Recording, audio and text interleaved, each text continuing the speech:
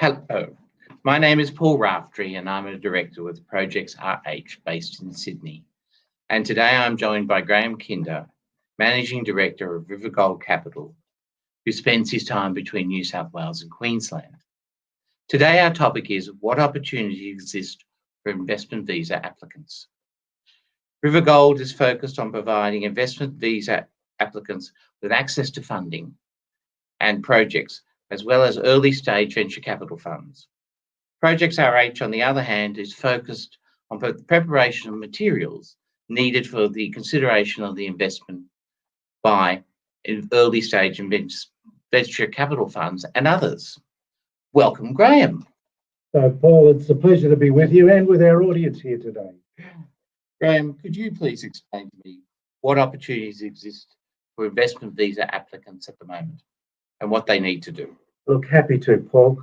I guess what's important to remember is that the investors, whether they're looking at investment opportunity that comes up in front of them for an investment visa or whether it's not for an investment visa, doesn't matter.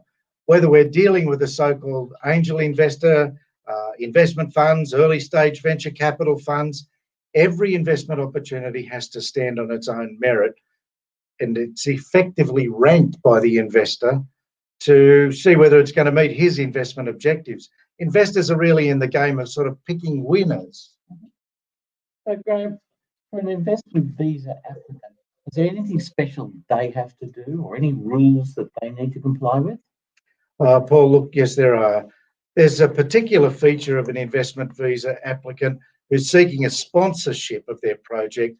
So they'll come in and looking under the subclass 132B or 188E, and they need to source part of their investment specifically through an early stage venture capital limited partnership fund. So in the case of a 132B visa, the early stage venture capital fund needs to invest at least $1 million. And in the case of a 188 visa, they must invest at least $200,000. So, mate, to be clear, that may not be the only money that the business needs to raise, but it needs to get at least that amount from the registered fund, which is qualifying as an early stage venture capital fund. So it's something that only applies to companies that are looking to sponsor, usually the founders, the people who are looking for the visa under subclass 132B or 188E. So I was then just going to mention specifically some other areas. So in the Northern Territory, there's a special visa they call the MINT visa. It's the Migration Innovation for Northern Territory, but it's very similar in its rules to the 132B. And in our South Australian state, there's another special visa, the CISA. It's the Supporting Innovation in South Australia visa, and it's very much like the 188E visa, but for the same sort of industries as in our state of Victoria. In South Australia, they're keen to support robotics, media, film, that sort of thing as well. So,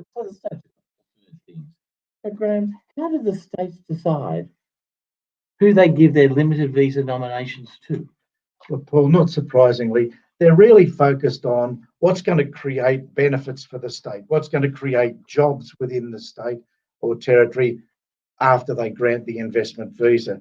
It's important that the visa applicants remain aware that the preferences in each state need to be met, the preferences of the Australian government need to be met, and the preferences of the early stage venture capital funds need to be met. If you can bring all of those three together, somehow or other, magically, those visas seem to get processed very quickly.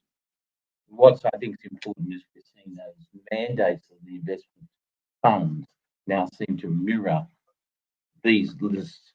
So, Graham, what we saw from the Australian Treasurer on his speech in the 6th of October was he outlined 7 areas where he wanted to see the investment.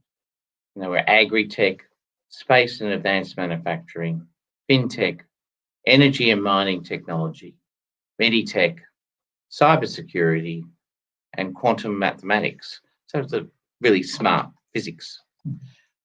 But what was really interesting for me to sit back and was to see that Victoria had already got the same message, because they're now saying, and they have been saying since September, they want to support digital technologies, advanced manufacturing, health and science, life sciences, agri-food, energy and emissions technology, the circular economy, which is maintaining the life cycle of things, and targeted industries within priority precincts.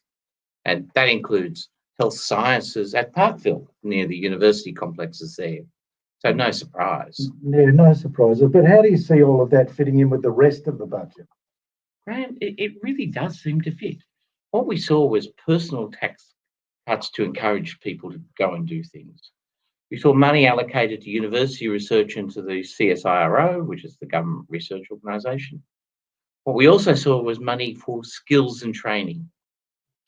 We saw confirmation that the company taxes are going to stay down and will continue to fall. Confirmation that university fees will be sponsored by government, providing people engage in what's called STEM, being science, technology, mathematics, and engineering. And that business will continue to get deductions immediately for investment in technology. And more importantly, they can get an 18.5% additional rebate for complying investment in R&D. We also saw then subsidies for people who are under 35 to be given new jobs, and more money even for those under 30. So it seems that the whole package is designed as a Keynesian development of the economy. We're pumping it along to push it ahead. So, Graham, where are these opportunities?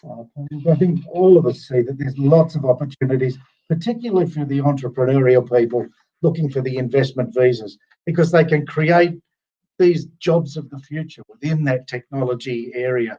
All the things that we've been speaking about are simply able to be commercialised and qualify nicely for the visas. Can you explain to us what the opportunities are and how they can be addressed by investment migrant applicants?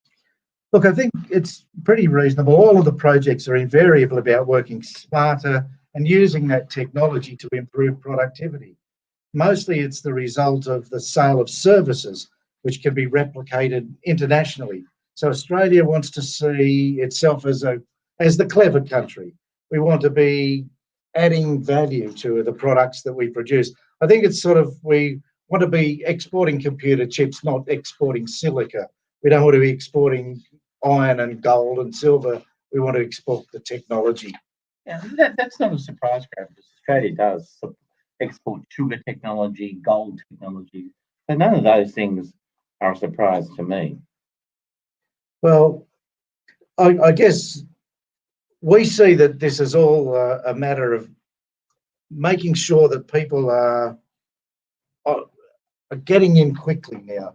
I think what we have got is a limited window where new visa applicants can come in, and they're going to be addressed pretty much on a first in, first served basis here, Paul. We see there's only a limited number of space, and the public servants are going to look at each application, see whether it applies to and fits the criteria that they interpret as objectively as being set out by the government. If everybody's got their paperwork together, they meet the criteria, we see that that's more likely to be very successful. And that's really important, Grant. It's what we do at Project RH, is we do that bit of paperwork.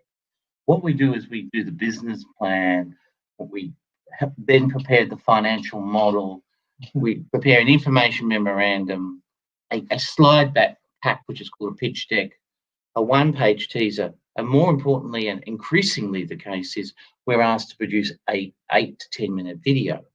The object of these is that we have all the information ready to make it easier for the assessors, whether they're in the venture capital fund or other investors, they're in the state government nomination office or the Department of Homeland Affairs. But what we're seeing is you need to have everything ready as a package to get it through the system. So Graham, we then hand the baton to you, because here's the files and what do you do with the material? Well, that's where River Gold Capital gets really up and ready to go. Our job then is to go and talk to the potential investors and explain to them exactly what this opportunity is and what the applicant is bringing into a potential new business. And right at the moment, the mood of investors is really quite buoyant. They're there happy to look at new and innovative business concepts because placing their money in the bank, the interest rates are low, the stock market's not booming ahead just at the moment. There's lots of opportunity for investors to look into the technology development space.